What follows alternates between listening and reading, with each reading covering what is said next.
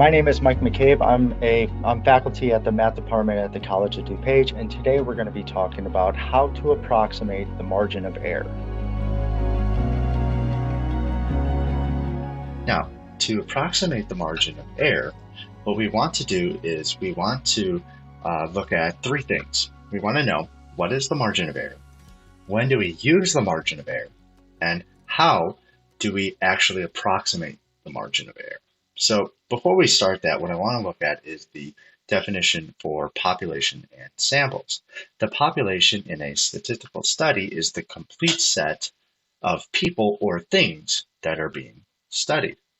The sample is a subset of that population for which the raw data is actually collected. The population parameter are specific numbers describing the characteristics of the population. The sample statistics are numbers describing the characteristics of the sample, founded by consolidating or summarizing the raw data collected from the sample. So what that means is we are actually going to look at that data. We're actually going to collect it from the sample, which is sometimes impossible to do from the population. Now, the margin of error in a statistical study is the likelihood for which an interval of values would contain the population parameter. And so what we would say is that if S is the sample statistic and E is the margin of error, we would say that the population parameter would be somewhere between S minus E to S plus E. Commonly, we say the sample statistic S is plus or minus E, the error, and the population parameter would be contained inside of that interval. So approximating the margin of error has a formula, okay? And so let N be the number of single sample size elements in the larger population, and let the margin of error with a 90% confidence interval be approximately 1 over the square root of N.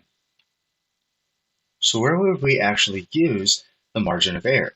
Well, first of all, we want to kind of look at how do we find the sample size, and then we can look at how to calculate it.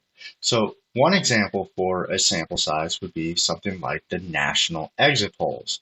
The national exit polls can range around 25,000 respondents or a sample size of 25,000. The national pre-election polls can range to about 1,000 respondents, and we would say N equals 1,000 in that case, whereas we would say N equals 25,000 for the national exit polls. Or we could just look at, say, if we have a group chat and we have 30 friends in the group chat, we would then say the N, or the sample size, is 30 people, or N equals 30. And so for each one of these scenarios, they can be used to predict the outcome of the overall population. So let's look at an example of how we would approximate the margin of error. So suppose we surveyed 400 people and we find that 52% plan to vote for Joe Biden for president. So as we can see here, the sample statistic is 52% or 0.52. We also see that since we're surveying 400 people, N equals 400 for the sample size.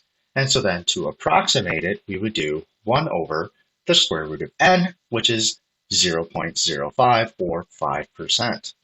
And so what we would say here is that this survey says that 52% of those polled will vote for Joe Biden with a margin of error of plus or minus 5%. So in order to minimize the margin of error, we need the N, or the sample space, to be larger. The larger the sample space is, the smaller the margin of error. And so what we can see here in the graph is that if we were to do a sample size of 400, like we did in the example, we would have a 5% margin of error. But if we were to increase our sample size to be about 650 people, we would see a margin of error of 3.8%. And so if we were to go to 40,000 people, we're looking at about a 0.5% margin of error for our approximate margin of error. And if we were to increase that to 65,000, we're looking at an approximate margin of error of 0.38%. And so again, what we see here, the margin of error decreases as the number of people increase for the sample space. And so that explains it. The size of the sample space can be used to approximate the margin of error.